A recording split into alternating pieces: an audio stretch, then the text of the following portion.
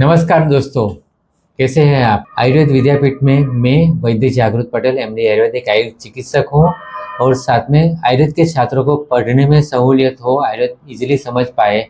इसके लिए मेरा अपना प्रयास है कि मैं जो आयुर्वेद को समझ पाया हूँ या जो आयुर्वेद को मैं प्रैक्टिकल रूप से देख पाया हूँ वो मैं बच्चों को या आयुर्वेद के छात्रों को सिखा पाऊँ। इसलिए मैंने आयुर्वेद विद्यापीठ स्टार्ट की है सीरीज। और इस सीरीज में आज तक हमने कई कई टॉपिक पे डिस्कस किया है। आज मेरी इच्छा है कि आपसे एक अलग पॉइंट की डिस्कस करूं। टॉपिक का नाम है पंचकर्मा। पंचकर्मा का काफ़ी प्रचार हो चुका है। आज के समाज में लोगों को आयुर्वेद ट्रीटमेंट मतलब पंचकर्मा बोलते हैं। जिस तरह से क्षारसूत्र पद्धति का जब फेमस हो गई है या उसकी एक टर्मिनोलॉजी बन गई है आयुर्वेद ट्रीटमेंट में, उसी तरह से ये पंचकर्मा भी एक ट्रीटमेंट हो गई है। मैंने कई बार देखा है कि पेशेंट को पता नहीं होता कि पंचकर्म क्या है, लेकिन वो पंचकर्म शब्द लेके आते हैं कि ना मुझे पंचकर्म करवाना है।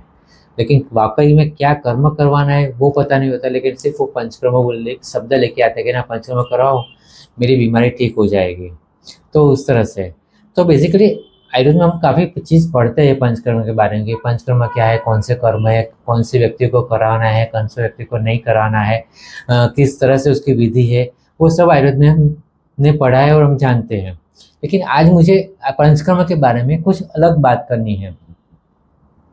बेसिकली पंचकर्म 5 प्रकार के कर्म है। पांच कर्म है। काय चिकित्सा की दृष्टि से 5 कर्म अलग है और शल्य चिकित्सा की दृष्टि से 5 कर्म अलग प्रकार से गिने गए हैं। एक एक कर्म का डिफरेंस है। शल्य चिकित्सा में रक्त मोक्षण को भी पंचकर्म में इंक्लूड किया है, जब काय चिकित्सा में पंचकर्म में नीरु बस्ती, आस्थापन बस्ती, 2 अलग अलग बस्ती बता के पंचकर्म को गिनाया गया है। तो ये पंचकर्म का डिफरेंस है। लेकिन पंचकर्म क्यों करना चाहिए? बेसिकली जब शरीर में वायु, पित्त और कफ की विषमता यदि ज़्यादा प्रमाण में हो जाए, शरीर में दोषों का संचय ज़्यादा प्रमाण में होता है, तब वो ज़्यादा बढ़े हुए दोषों को शरीर से बाहर निकालने के लिए औषध चिकित्सा पर्याप्त नहीं है। औषध चिकित्सा से इच्छनीय परिणाम नहीं मिल सकते हैं। उस वक्त हम उसको पंचकर्म लेना चाहिए, क्योंकि पंचकर्म कराने से प्रभुत मात्रा में दोषों को बाहर निकाला जा सकता है। तो प्रभुत मात्रा में संचित हुए दोषों को एक साथ बाहर निकालने के लिए पंचकर्म चिकित्सा करनी चाहिए। और पंचकर्म में 5 प्रकार के कर्म क्यों बताए हैं? बेसिकली शरीर के जो बाहर के ओपनिंग्स है, जो शरीर के 9 द्वार बताए गए हैं तो 9 द्वार से जो शरीर को बाहर से द्रव्यों को अंदर ले सकते हैं और इसी तरह से बाहर अंदर के द्रव्यों को बाहर निकाल सकते हैं। ये जो 9 द्वार है, ये 9 द्वार से शरीर के दोषों को बाहर निकालने के लिए पंचकर्म चिकित्सा बताई है। और मेनली 2 द्वार पे फोकस किया है जो हमारे जीआई ट्रैक पे आता है। मतलब से आहार का ग्रहण करते हैं, वो आहार का पचन होता है और उसके बाद एनस से, गुद द्वार से मल प्रवृत्ति होकर मल बाहर निकल जाता है। तो ये 2 द्वार पे ज़्यादा फोकस किया गया है। इसके अलावा भी द्वार हैं। तो जैसे मुख से खुराक का ग्रहण किया है, मुख से आहार का ग्रहण करने के बाद जब आहार का पाचन होता है, तो हमारा आयुर्वेद में बताया गया है कि आमाशय ऊर्ध्व भाग वो कफ का स्थान है और आमाशय के अधो भाग वो पित्त का स्थान है। मतलब जब शरीर में कफ का संचय हो जाता है, कफ ज़्यादा बढ़ता है, तो कफ को निकालने के लिए कफ के नजीक का जो स्थान है वहाँ से कफ को निकालना है। तो मतलब आमाशय ऊर्ध्व से नजीक का स्थान है, समीप का स्थान है, मुख से निकालना है। तो उसको वमन द्वारा निकालेंगे तो कफ निकल जाएगा। मतलब जब भी शरीर में कफ का संचय होता है तो उसको वमन करके कफ का निकाला जाता है। और उसी तरह से अगर पित्त बढ़ गया है, भले ही वो आमाशय के अधोभाग में है, लेकिन वो ऊपर से नहीं निकल पाएगा, उसको निकालने के नीचे नीचे से ही निकालना है। तो आमाशय के अधोभाग में संचित हुआ पित्त को निकालने के लिए विरेचन कर्म करवाते हैं। विरेचन निकलता है तो वो मल द्वार से, मतलब एनस से ही निकलेगा, लेकिन वो विरेचन के मार्फत से शरीर में संचित हुआ पित्त निकलता है। तो इसलिए कफ और पित्त को निकालने के लिए उसके स्थान पे संचित होते हैं, तो वहां से उसको निकालना है। उसी तरह से वायु का स्थान पक्वाशय, वायु का स्थान पक्वाशय है।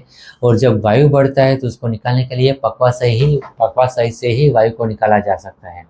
इसीलिए पक्वाशय से वायु निकालने के लिए बस्ती कर्म बताया है। और बस्ती में भी 2 प्रकार की बस्ती बताई है, स्नेह बस्ती और नीरो बस्ती। अनुवासन बस्ती, स्नेह बस्ती। मतलब वायु को कंट्रोल करने के लिए, वायु का शमन करने के लिए तेल, स्निग्ध पदार्थ जरूरी है। तेल वायु का परम सामक है। तेल का प्रयोग करने से वायु का डेफिनेटली शोधन हो जाते हैं। तेल का प्रयोग करने से वायु को इजीली शमन किया जा सकता है।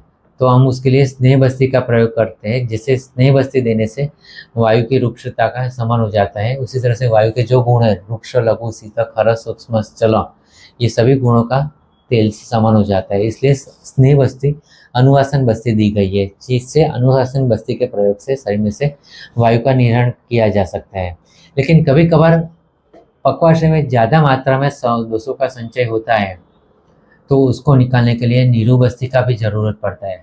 काढ़ा, लवण, तेल, इन सबका मिक्स करके जो नीरू बस्ती बनाते हैं, वो नीरू बस्ती देने से वो पक्वाशय के दीवारों को, पक्वाशय के आंतरिक दीवारों को साफ करते हैं और जो मल या दोषों का संचय ज़्यादा प्रबुद्ध मात्रा में वो उसको निकाल सकता है। तो इसलिए नीरू बस्ती का भी प्रयोग बताया गया है। अनुवासन बस्ती पहले देना जरूरी है, क्योंकि पहले स्निग्धता होनी जरूरी है।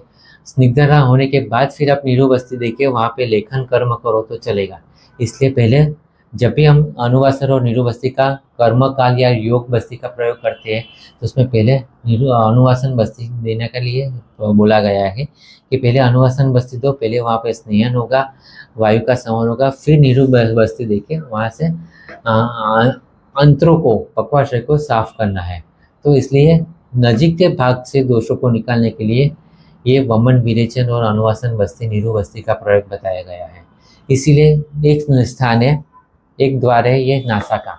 नासा भी एक द्वार है और नासा ही शीर्षोद्वारम, नासा मार्ग से जो औषध का प्रयोग किया जाता है, वो शरीर के सभी दोषों को, शरीर में जो भी विकूर्णता हुई है उसको मिटा सकते हैं। तो भ्रूण नस्य भी दे सकते हैं, प्रधमन नस्य भी दे सकते हैं, समन नस्य भी दे सकते हैं। शरीर में जिस प्रकार के दोषों का संचय हुआ है, उस प्रकार के नस्य का प्रयोग करके सिर से दोषों का निवारण किया जा सकता है। इसलिए इस नस्य प्रयोग का बताया गया है।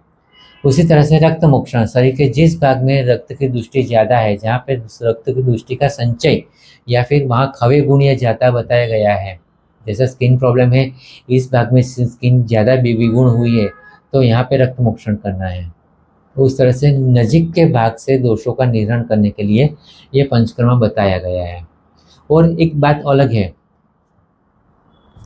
और एक बात अलग से समझनी जरूरी है, सिर्फ ये पंचकर्म का उपयोग शरीर से संचित हुए दोषों का निवारण करने के लिए रोगों की चिकित्सा में करना पर्याप्त नहीं है। आयुर्वेद का मेन प्रयोजन है स्वास्थ्य से स्वास्थ्य रक्षण, स्वस्थ व्यक्ति के स्वास्थ्य की रक्षा करना। तो ये प्रिवेंटिव एस्पेक्ट में भी पंचकर्मा उपयोगी है, स्वस्थ व्यक्ति के स्वास्थ्य की रक्षा करने के लिए। जैसे वसंत ऋतु में संचित कफ के प्रकोप होता है, तो एक प्रकोपित कफ को निकालने के लिए वमन कर्म किया जाता है वसंत ऋतु में।